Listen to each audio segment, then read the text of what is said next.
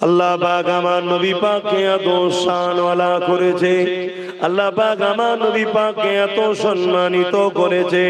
আল্লাহ পাক কোরআনের মধ্যে জানিয়ে দিয়েছে, তোমাদের গলার আওয়াজ যদি আমার নবীর গলার আওয়াজের থেকে উঁচুতে উঠে যায়, তোমাদের জিন্দেগির আমলকে আমি আল্লাহ বরবাদ করে জাহান্নামী করে দেব।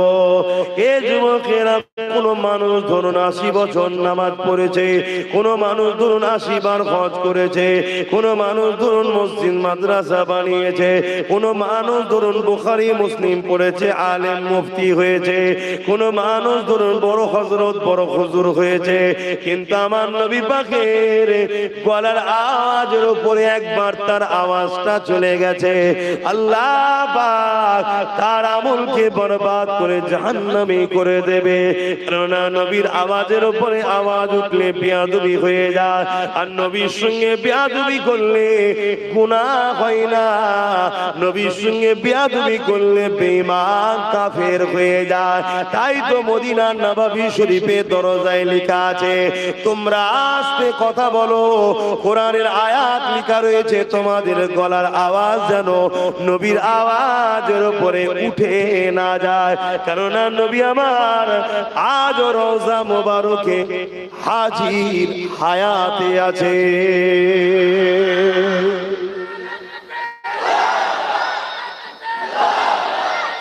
ইয়া রাসূলুল্লাহ,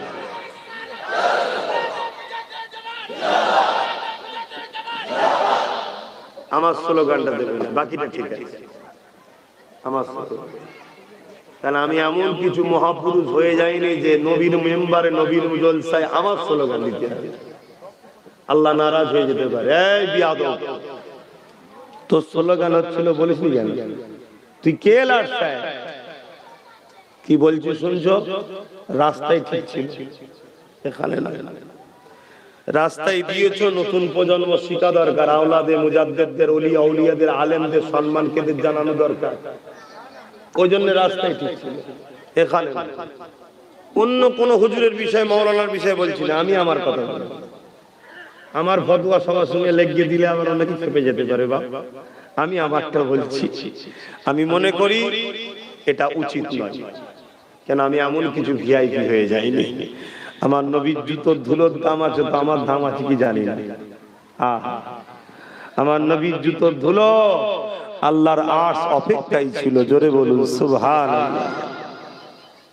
দেখেন না, আবার রোদ লাগছে মুখে।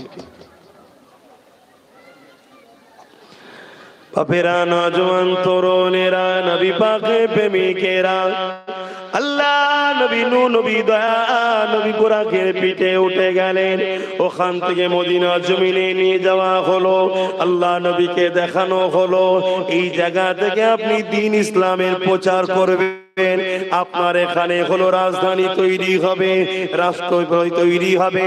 আল্লাহ নবী নূহ নবী দয়া নবী ওই মদিনা জমিনে গিয়ে নবী আমার দুরগা শুকরানা নামাজ পড়লেন।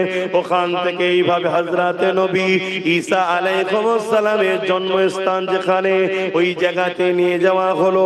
আল্লাহ নবী ওখানেও দুরগা শুকরানা নামাজ পড়লেন। বিভিন্ন জায়গায় ঘুরিয়ে ঘুরিয়ে আল্লাহ নবীকে সিদরাতুল মুনতাহাতে, আল্লাহ নবীকে বাইতুল মুকাদ্দাসে নিয়ে যাওয়া হলো। বাইতুল মুকাদ্দাসে নবী আমার যাবার পরে সমস্ত নবী আলাইহিস সালামরা কাতা দিয়ে লাইন দিয়ে আমার নবীর ইস্তিকবালের জন্য সবাই অপেক্ষায় রয়েছে। সমস্ত নবীরা আমার নবীকে পেয়ে মুবারকবাদ জানাচ্ছে, আসসালাতু ওয়াসসালামু আলাইকা ইয়া রাসূলুল্লাহ, মারহাবা মারহাবা ইয়া সফিউল মুজলিমিন, মারহাবা মারহাবা ইয়া আমিরুল, মারহাবা মারহাবা ইয়া রাহমাতাল লিল আলামিন, মারহাবা মারহাবা ইয়া ইমামুল আম্বিয়া। এভাবে নবী পাকের সব স্লোগান চলছে, শুনছেন? আমরা শুধু স্লোগান দিলে নবীর অনেকের আবার অ্যালার্জি হয়। কে? আমরা নবীর স্লোগান দিলে অনেকের অ্যালার্জি হয় না, হয় না? আর নবীরা আমার নবীর স্লোগান দিচ্ছে, জোরে বলুন সুবহানাল্লাহ। এ নওজোয়ানেরা, হযরত জিবরাইল আলাইহিস সালাম আযান দিয়ে দিল, মসজিদ আকসায় আযান হয়ে গেল। সমস্ত নবীরা কাতার দিয়ে দাঁড়িয়ে আছে, ইমামতির জায়গা কিন্তু ফাঁকা রয়েছে। কে ইমামতি করবে, কে ইমামতি করবে, কে ইমামতি করবে?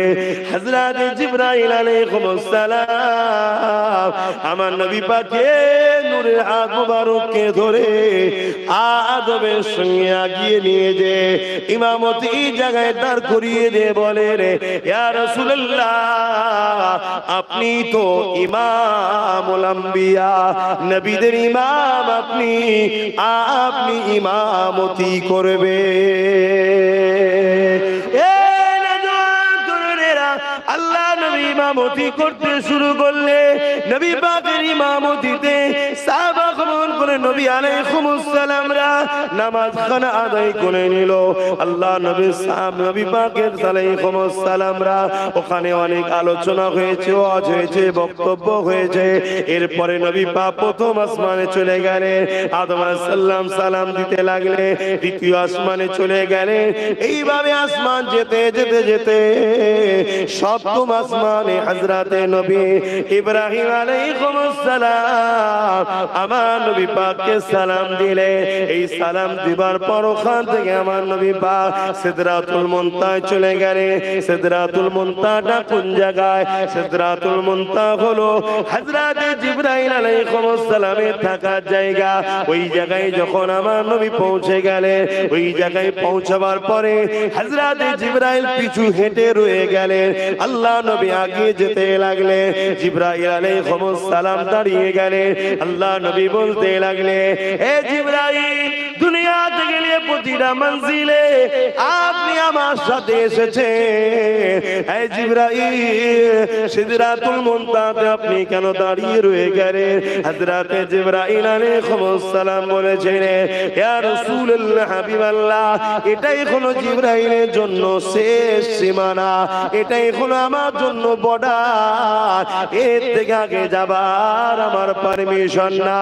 ইয়া রাসূলুল্লাহ, হাবিবাল্লাহ, এর থেকে যদি এক কদম আগে যায়, আগে যে নূর আছে, ওই নূরের তাজাল্লিতে আমি জিবরাইল পুরে ছারখার হয়ে যাব।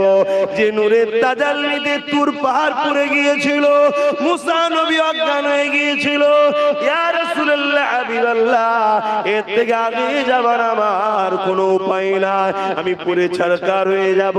আল্লাহ নবী বলেছে, জিবরাইল রে, আগে নূর রয়েছে, জি হুজুর রয়েছে, ওই নূরে তুমি পুরে যাবে, যে হুজুর পুরে যাব। আল্লাহ নবী বলতে লাগলেন, জিবরাইল, তুমিও তো নূরের তৈরি, আগেও নূর রয়েছে।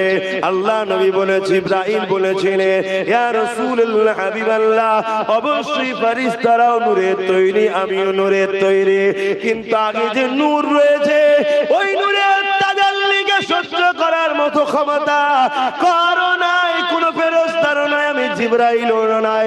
ওই নূরের তাজাল্লিকে সহ্য করার ক্ষমতা আল্লাহ একটাই নূরকে দিয়েছে, ওই নূর হলো আপনি মুহাম্মাদুর রাসূল। আরো জোরে বলুন সুবহান।